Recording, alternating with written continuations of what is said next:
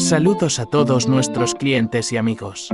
En esta ocasión nos encontramos en Rocoto Restaurante, cambiando unos tomacorrientes y su respectivo cableado, el mismo que se encontraba en mal estado, ocasionando inconvenientes al momento de conectar cualquier dispositivo.